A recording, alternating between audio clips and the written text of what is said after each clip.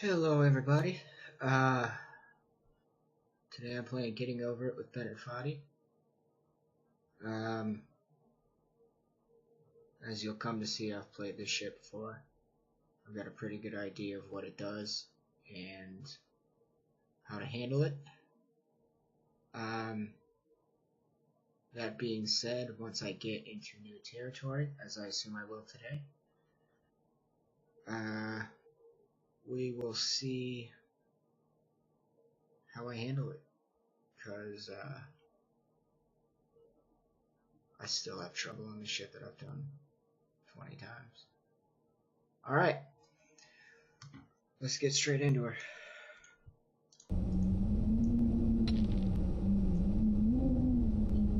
Now, I wanted to give you guys a new game, so yeah, you see this shit from the beginning. You get all of the game maker's commentary, and Fadi. There's no feeling more intense than starting over. If you deleted your homework the day before it was due, as I have, or if you left your wallet at home and you have to go back after spending an hour in the commute. If you won some money at the casino and then put all your winnings on red but it came up black. If you got your best shirt dry cleaned before a wedding and then immediately dropped food on it. If you won an argument with a friend and then later discovered that they just returned to their original view. Starting over is harder than starting up. If you're not ready for that, like if you've already had a bad day, then what you're about to go through might be too much. I've not had a bad day, Ben and Fadi. It's actually been a very good day. So, let's fucking do this. Alright, thanks for coming with me on this trip. You got a butt. I'll understand if you have to take a break at any point. Just find a safe place to stop. Oh, you motherfucker. Don't worry, I'll save your progress, always. Even your mistakes. This game is a homage to a free game that came out in 2002, titled Sexy Hiking. The author of that game was Jazzuo, a mysterious Czech designer who was known at the time as the father of B games. And B games are rough assemblages of found objects. Designers slap them together very quickly and freely, and they're often too rough and unfriendly to gain much of a following. They're built more for the joy of building them than as polished products. In a certain way, Sexy Hiking is the perfect embodiment of a B game. It's built almost entirely out of found and recycled parts, and it's one of the most unusual and unfriendly games of its time. In it, your task is simply to drag yourself up a mountain with a hammer.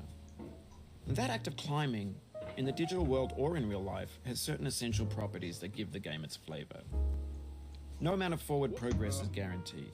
Some cliffs are too sheer or too slippery, and the player is constantly, unremittingly in danger of falling and losing everything.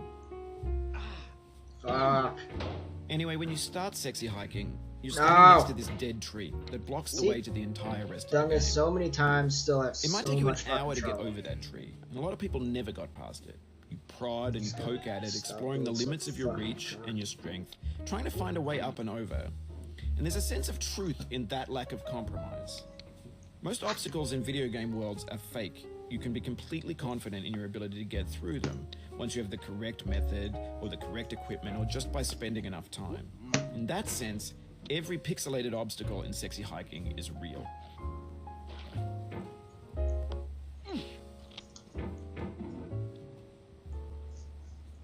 There we go.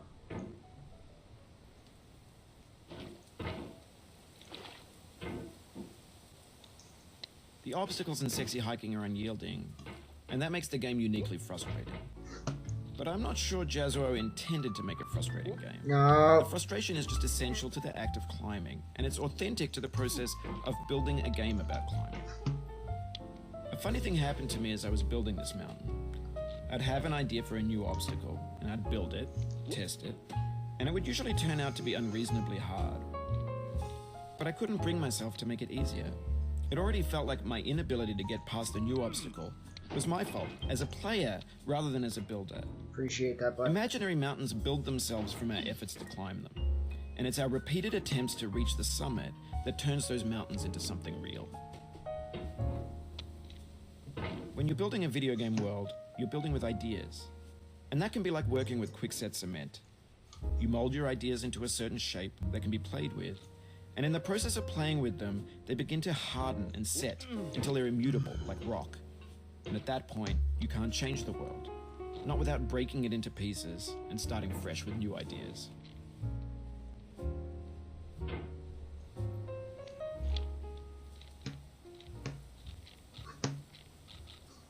Give me that lantern. Oh! Okay. Okay. There we go. That's how we do it. This is how we do it. Yeah, if this thing gains any further, this video that is, I don't get copyrighted for going, this is how we do it. Oh, Jesus fucking...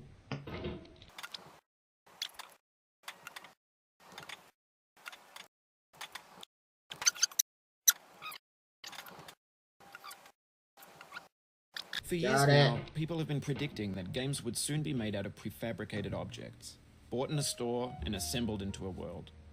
And for the most part, that hasn't happened, because the objects in the stores are trash. I don't mean they look bad or that they're badly made, although a lot of them are. I mean they're trash in the way that food becomes trash as soon as you put it in the sink. Things are made to be consumed and used in a certain context, and once the moment is gone, they transform into garbage. In the context of technology, those moments pass by in seconds. Over time, we've poured more and more refuse into this vast digital landfill that we call the internet. It now vastly outnumbers and outweighs the things that are fresh and untainted and unused. When everything around us is cultural trash, trash becomes the new medium, the lingua franca of the digital age. And you can build culture out of trash. But only trash culture. B games, B movies, B music, B philosophy. Maybe this is what digital culture is. A monstrous mountain of trash, the ash heap of creativity's fountain. A landfill with everything we ever thought of in it. Grand, infinite, and unsorted. There's 3D models of breakfast. Gen X's fanfic novels, scan magazines, green screen Shia LaBeouf, banned snuff scenes on LiveLeak. Facebook's got lifelike bots with unbranded adverts and candid shots of Kanye and Taylor Swift mashups, car crash epic failed GIFs, Russian dashcam vids, discussions of McRibs, discarded, forgotten, unrecycled, muddled, rotten, untitled. Everything's fresh for about 6 seconds, until some newer thing beckons, and we hit refresh. And there's years of persevering, disappearing into the pile, out of style, out of sight. In this context, it's tempting to make friendly content that's gentle, that lets you churn through it but not earn it. Why make something demanding if it just gets piled up in the landfill, filed in with the bland things?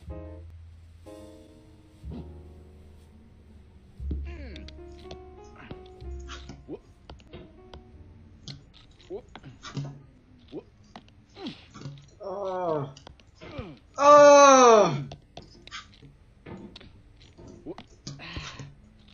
Running out of fucking mouse space. When games were new, they wanted a lot from you. Daunting you, taunting you, resetting and delaying you. Players played stoically. Okay. Okay.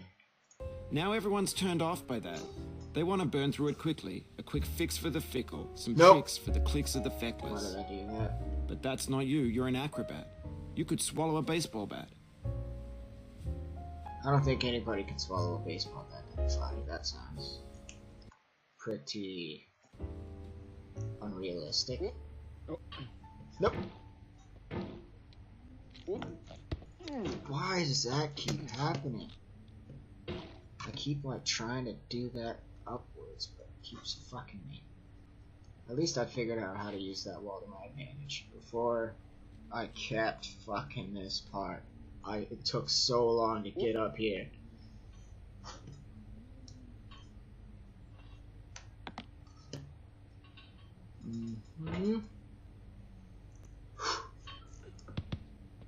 Okay. Now I know, most likely you're watching this on YouTube or Twitch, while some dude with 10 million views does it for you. Like a baby bird being fed chewed up food. That's culture too. Okay, I would like to state I've only been up here one other time to this part. Just one other time. No! Oh, you just lost a lot of progress. That's a deep frustration, a real punch in the gut.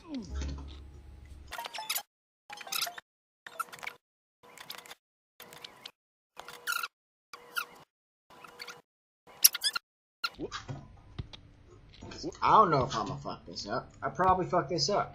I usually fuck that up.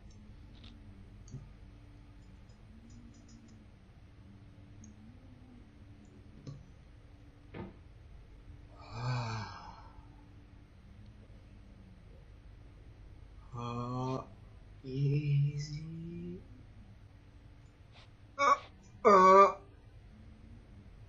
Just get on the edge there. Yep, I knew you could do it. See, look at this balance this guy has. Like, just look at that shit. That is pretty impressive.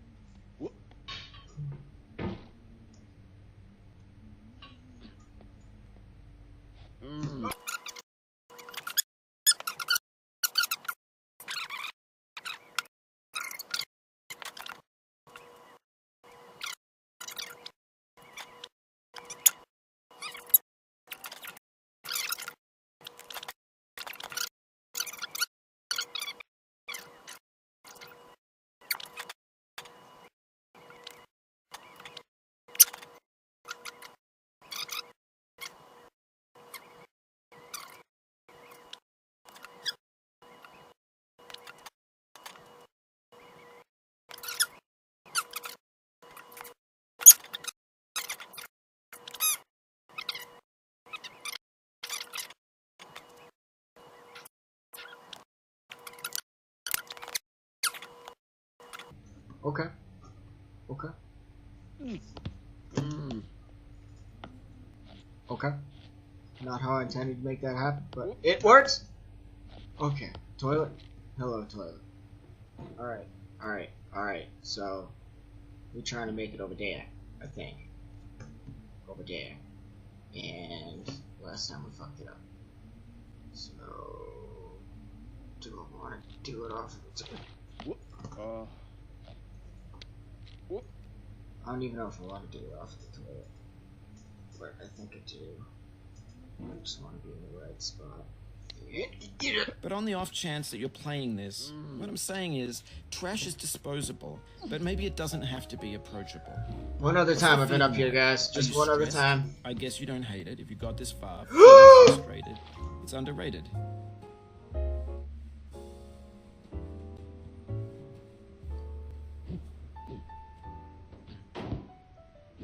Who put a hole there? Like, seriously.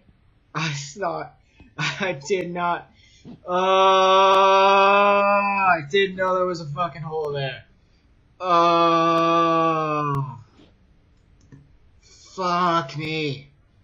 Fuck me.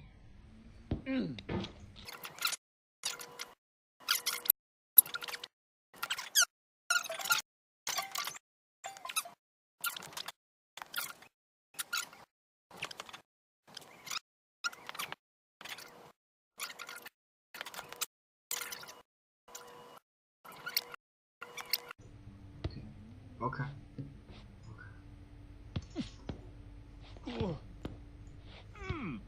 No. I'm starting to learn how to use different signs to make that shit happen. So.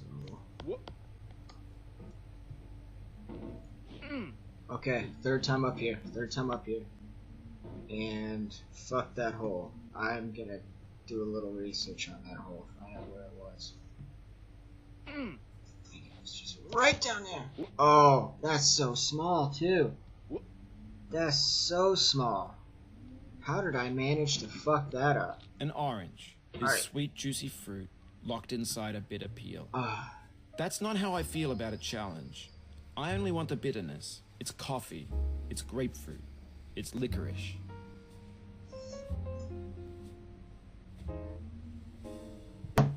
Alright. At this point, I'm gonna call it an episode. Fuck that orange. I've been to this part once before, and when I tried to go up, I fucked it. Fucked it good. So, next time I guess we'll see how I do. I'm kinda scared. Thank you guys for watching. I'm surprised that we actually got a little bit of a rage moment in there when I fell down that hole.